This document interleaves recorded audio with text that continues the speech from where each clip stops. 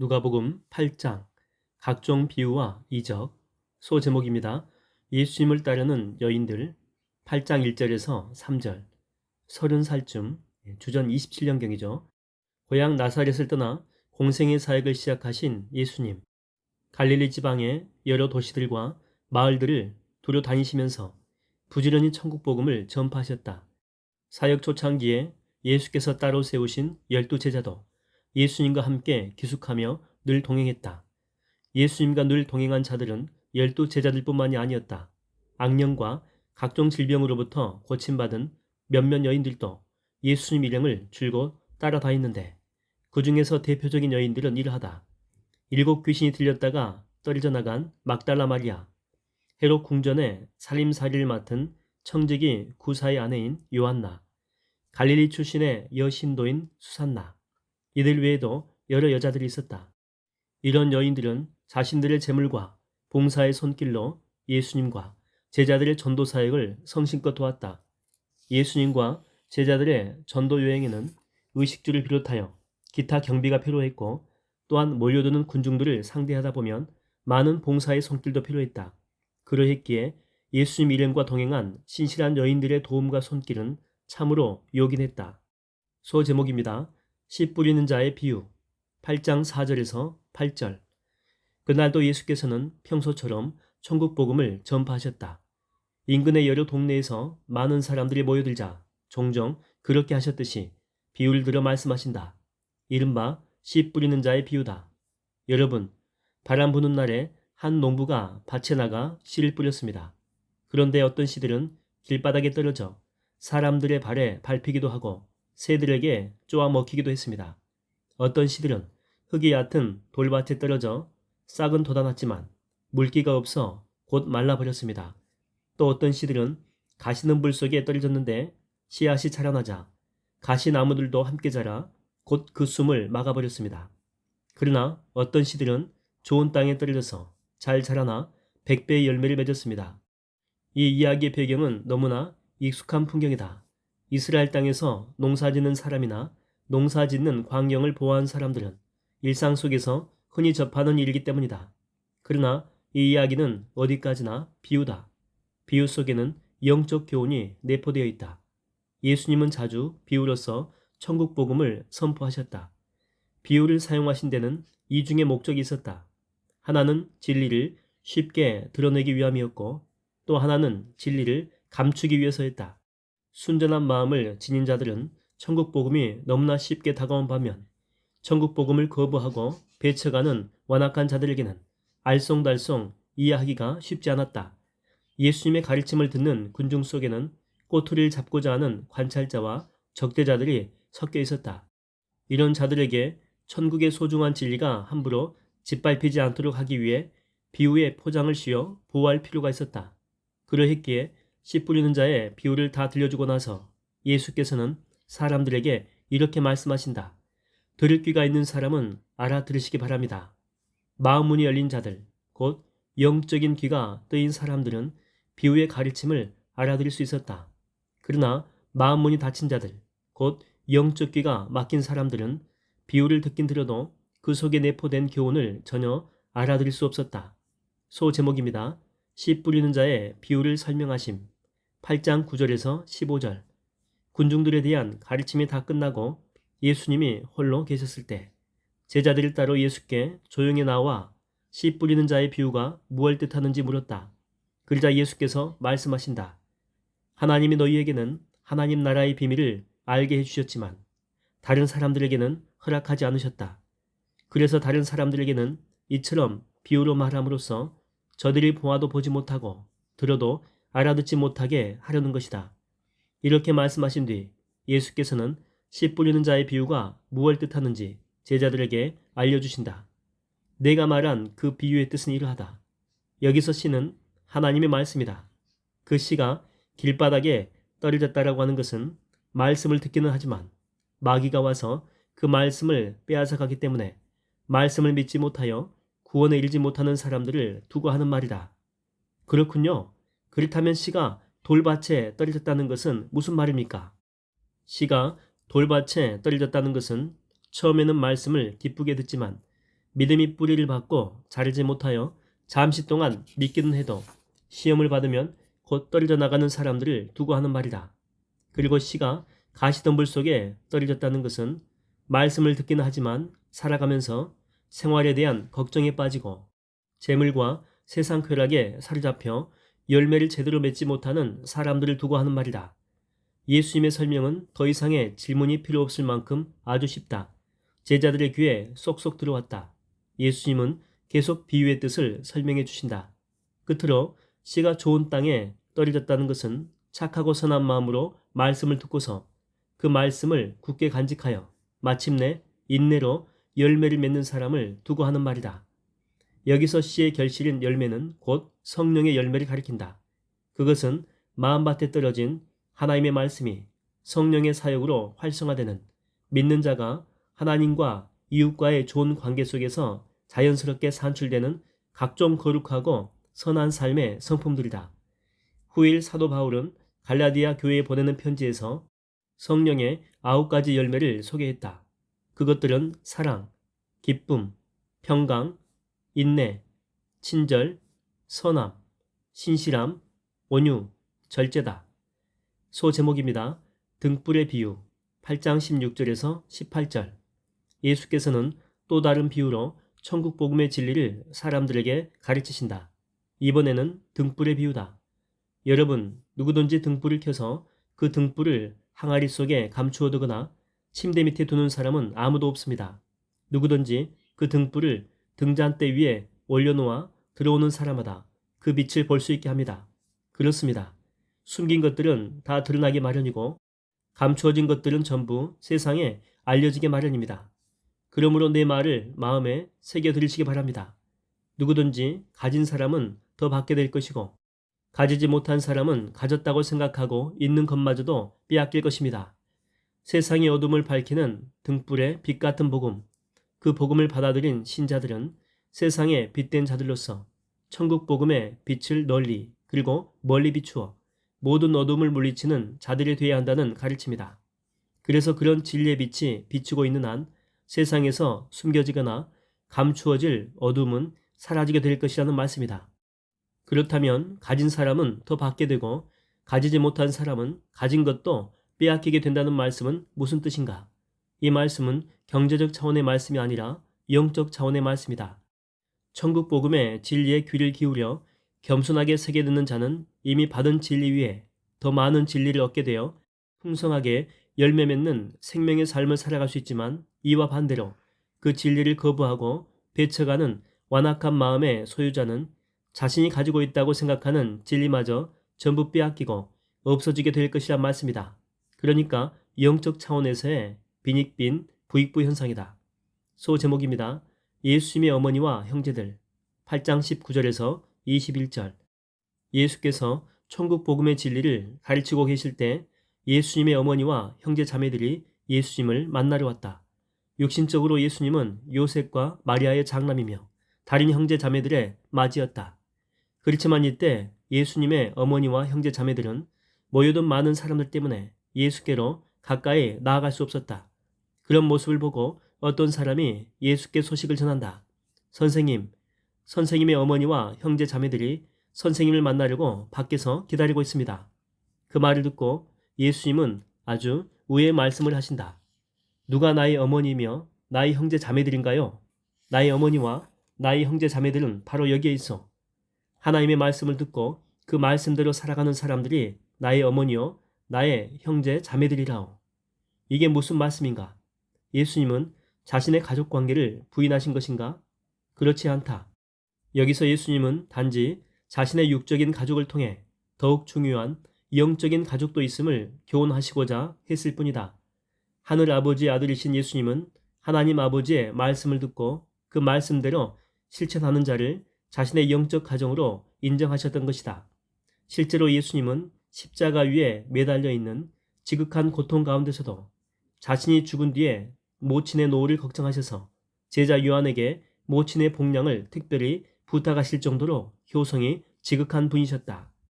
소 제목입니다. 예수께서 풍랑을 잔잔케 하심 8장 22절에서 25절. 어느 날 예수께서 제자들과 함께 배에 오르시며 말씀하신다. 자, 호수 건너편으로 건너가도록 하자. 여기 호수는 갈릴리 호수다. 예루살렘에서 북쪽으로 대략 96km 지점에 갈릴리 지방 동편에 있는 팔레스타인 최대의 담수호, 헤르몬 산과 레바논 산에 만년살이 녹아내린 깨끗한 물로 가득한 갈릴리 호수는 투명한 감청색을 띠고 있다. 남북의 길이 21km 정도, 동서의 가장 넓은 폭은 13km 정도이며 해면은 지중해 해면보다 210m가량 낮고 얕은 곳의 수심은 25m 정도, 깊은 곳의 수심은 228m 정도까지 이른다. 워낙 큰 호수이기에 종종 갈릴리 바다라고도 불린다. 예수님 일행이 배를 타고 갈릴리 바다를 건너가는 동안 육신이 피곤하셨던 예수께서는 잠이 드셨다. 그런데 갑자기 바람이 점차 일기 시작하더니 이내 큰 폭풍으로 변했다. 갈릴리 바다에서의 폭풍은 드문 일이 아니었다. 주변에 높은 산들의 협곡에서 생기는 차가운 바람이 불어닥치면 때 아닌 광풍이 갑자기 생겨날 때가 종종 있곤 했다. 큰 광풍으로 인해 배에 물이 들이닥치고 점차 차오르기 시작했다. 큰일 났다. 이러다 배가 가라앉겠다. 이를 어째? 제자들은 크게 놀라고 당황하여 곧장 예수께로 달려갔다. 그들은 고이 주무시고 계신 예수님을 흔들어 깨우며 다급하게 외친다. 주님, 주님, 배가 곧 가라앉아 우리가 다 죽게 생겼습니다. 어떻게 좀 해보십시오. 예수께서 잠에서 깨어나신 뒤 자리에서 일어나셨다. 그러고선 우연한 표정으로 세찬 바람과 성난 파도를 꾸짖으며 명령하신다. 그만, 이제 잠잠하라. 그러자 놀랍게도 바람이 뚝 그치고 파도가 가라앉더니 즉시 바다가 고요해졌다. 주인의 말에 깜짝 놀라 순순히 복종하는 충견의 모습과도 같았다. 바다가 잔잔해지자 예수께서 제자들을 바라보며 말씀하신다. 너희는 왜 그리 믿음이 없는 것이냐? 제자들은 민망한 표정으로 예수님의 얼굴을 피했다. 그러면서 저마다 두려움과 놀라움으로 가득 차서 서로를 향해 수근거린다. 도대체 우리 스승님은 어떤 분이시기에 성난 바람과 파도조차도 순순히 복종한단 말인가? 소 제목입니다. 귀신과 돼지떼 8장 26절에서 39절. 갈릴리 호수를 건넌 예수님 일행은 호수 맞은편에 있는 거라사 지방에 닿았다. 이곳은 갈릴리 호수의 동쪽 해안에 있는 마을로 다른 복음서에서는 가다라 지방으로 표기되었다. 예수께서 배에 내리실 때에 그곳에 사는 귀신 들린 사람과 딱 마주쳤다. 이 사람은 오랫동안 귀신에게 사로잡혀 옷도 입지 않고 집도 없이 무덤 사이에서 미치광이처럼 살고 있었다. 사람들이 쇠사슬과 쇠고랑으로 그 사람을 단단히 묶어 놓아도 그것들을 모두 끊어버리고 수시로 광야로 뛰쳐나가곤 했다. 그런데 그 사람이 예수님을 보자마자 갑자기 비명을 꽥꽥 지르며 예수님 앞에 납작 엎드리더니 큰 소리로 외친다. 아, 지극히 높으신 하나님의 아들 예수여, 저를 어찌하시렵니까? 제발 저를 좀 괴롭히지 말아 주십시오. 그 사람이 이렇게 말한 것은 예수께서 이미 그 사람 안에 있는 악한 귀신들더러 밖으로 나오라고 명령하셨기 때문이다. 그래서 귀신들은 예수님에게 자신들을 괴롭히지 말아달라고 간청한 것인데 이는 최후 심판의 때가 이르기도 전에 예수께서 자신들의 일에 개입하여 자기들을 거처로 삼은 인간의 몸에서 내쫓으려 하셨기 때문이다. 이때 예수께서 그 사람에게 물으신다. 내 이름이 무엇이냐? 그러자 그 사람 속에 있는 귀신들이 대답한다. 저희들의 이름은 군대입니다. 딱 맞는 이름이다. 마치 군대처럼 수많은 귀신들이 그 사람 안에 거처를 잡고 달라붙어 있었기 때문이다. 이로 볼 때에 귀신들에게도 이름이 있다. 영적 피조물인 귀신도 타락하기 전에는 본래 천사였다. 그래서 천사에게 이름이 있듯 귀신에게도 이름이 있는 것이다. 여기 거라사 광인에게 들린 귀신의 이름은 군대, 곧 헬라어로 레기온이었는데 그 뜻은 당시 6,000명으로 구성된 로마 군대의 일개 군단을 가리키는 말이었다. 하나님의 아들 예수여, 아직은 우리 때가 남아있지 않습니까? 그러니 제발 우리를 무저갱에 던져넣지 말아 주십시오. 귀신들은 지금 당장은 자기들을 무저갱에 던져넣지 말아달라고 예수께 싹싹 빌었다. 무저갱은 바닥이 없는 깊은 구덩이를 뜻한다. 이곳은 최후 심판을 위해 사탄과 그의 추종 세력들을 임시로 가두어두는 처소였다. 마침 그곳과 가까운 산기슭에 노아 기르는 돼지떼가 있었다.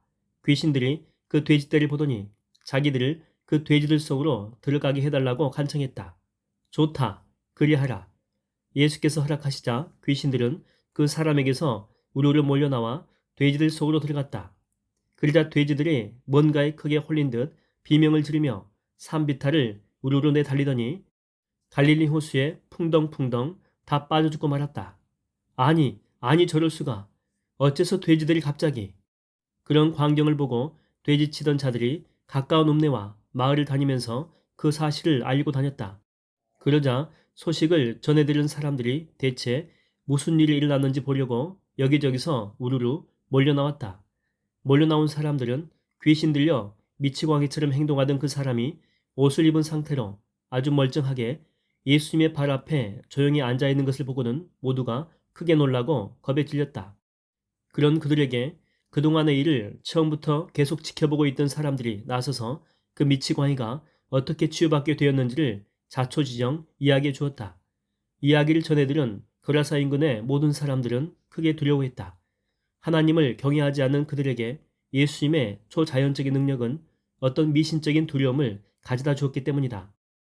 그들은 예수께 자기들의 마을을 떠나달라고 간청했다. 예수님으로 인해 또 다른 물질적인 손해를 입을까 염려했기 때문이다. 그리 간청하니 알겠소. 여기를 떠나겠소. 예수께서 거라사 마을을 떠나시려고 다시 갈릴리 바닷가로 가서 배에 오르셨다. 그때 귀신 들렸다가 고침받은 그 사람이 예수님을 뒤따라와 자신도 함께 따라가게 해달라고 부탁했다. 그러나 예수께서 허락하지 않으시고는 그를 돌려보내시며 말씀하신다. 당신은 집으로 돌아가는 게 좋겠어. 그런 뒤 하나님께서 당신에게 얼마나 놀라운 일을 베푸셨는지 주위 사람들에게 알려주도록 하시오. 그 사람은 아쉬운 듯 발길을 돌려 집으로 돌아갔다. 그런 뒤 예수님의 말씀대로 온 마을을 돌아다니면서 예수께서 자신에게 베푸신 크고 놀라운 일을 모든 사람들에게 낱낱이 알렸다. 거친 풍랑이는 갈릴리 바다를 잔잔하게 하신 예수님은 그 남자의 미친 마음, 거친 정신도 잔잔하게 해주었다. 예수님은 진실로 하나님의 아들이었다. 소 제목입니다. 회당장의 딸과 혈류병 걸린 여자. 예수님과 제자들은 거라사 마을을 떠나 배를 타고 갈릴리 바다를 건너 가버나움으로 다시 돌아왔다. 기다리고 있던 군중들이 예수님을 반갑게 맞았다. 그때 야이로란 이름을 가진 가버나움 회당장이 앞으로 나와 예수께 오더니 예수님의 발 앞에 엎드려 간청한다.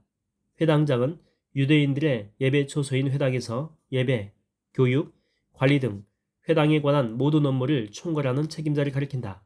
선생님, 지금 하나밖에 없는 어린 딸이 몹쓸 병으로 죽어가고 있습니다. 고작 12살 난 딸이 너무나 가엾습니다. 부디 저와 함께 제 집으로 가셔서 병든 제 딸을 고쳐주십시오. 예수께서는 흔쾌히 허락하시고 회당장 야이로와 함께 그의 집을 향해 가셨다. 그때 예수님을 에워싼 군중들이 서로 밀고 밀리면서 예수님을 우르르 뒤따라갔다. 그런 군중들 속에는 12해 동안이나 혈류병을 앓아온 한 여인이 섞여 있었다. 혈류병은 여성의 자궁에 이상이 생겨 피가 그치지 않고 계속해서 흐르는 만성 출혈병을 가리킨다. 레위기의 정결율법은 이를 부정한 것으로 규정하였다. 12년째 고통을 겪고 있는 그녀는 자기 병을 고치기 위해 유명하다는 의사들을 찾아가 자기 재산을 전부 썼지만 아무도 그 여인의 병을 고쳐주지 못했다. 돈만 탕진하고 몸만 축났을 뿐이다. 이젠 예수님이 나의 마지막 희망이다. 예수님은 어떤 병도 능히 고칠 수 있는 분이야. 어떡하든지 그분을 꼭 만나야 한다. 이런 간절한 생각을 가지고 그녀는 예수께로 나왔다. 줄곧 뒤따르며 기회를 노리던 그녀는 무리들을 비집고 예수님 뒤로 바짝 다가가 손을 쭉 뻗어 예수님의 옷자락을 만졌다. 몰래 만진 것이다. 대놓고 예수님께 나아갔다가는 사람들에 의해 거절당할 것이 분명하고 그로 인해 사방의 사람들이 자기로 인해 부정하게 되어 성전 출입이 금지될 것이기 때문이다. 그래서 아무도 모르게 다가가 몰래 만진 것이다. 그러자 놀라운 일이 일어났다. 그녀가 예수님의 옷자락을 만지는 그 순간 12년 동안 그치지 않던 하혈이 뚝 그치는 게 아닌가. 기적이었다. 그때 예수께서 뒤를 돌아보며 물으신다. 누가 내 옷을 만졌어? 아무도 나서는 사람이 없었다. 그러자 베드로가 말한다. 스승님, 지금 수많은 군중이 스승님을 에워싼 채 밀어대고 있지 않습니까? 그러니 누군가의 몸이 무심코 옷자락에 되었겠지요. 그렇지 않다. 누군가 일부러 내게 손을 댔고 내게서 능력이 빠져나갔다. 내가 분명 그걸 한다. 혈유병 앓는 여인의 치유는 예수님 몰래 된 일이 아니다. 하나님의 아들이신 예수님은 전지하신 분으로 자신의 능력이 자신의 동의 없이 몰래 새어나가는 것을 모르실 분이 결코 아니다. 그런데도 왜 예수님은 자기 옷에 손을 댄 자가 누구냐고 물으셨을까? 그 이유는 혈류병 앓는 여인에게 일어난 내밀한 기적을 다른 사람들에게 공개적으로 알려 복음 전파의 기회로 삼기 위해서였다.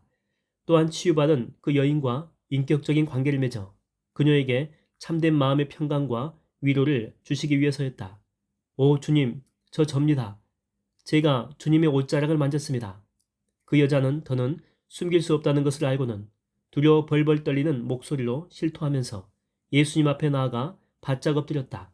그런 뒤 자신이 예수님의 옷을 만진 까닭과 그로 인해 자신의 오련병이 즉시 치유된 사실을 알렸다. 그러자 예수께서 그 여자를 향해 따스한 미소를 지으며 부드러운 목소리로 말씀하신다.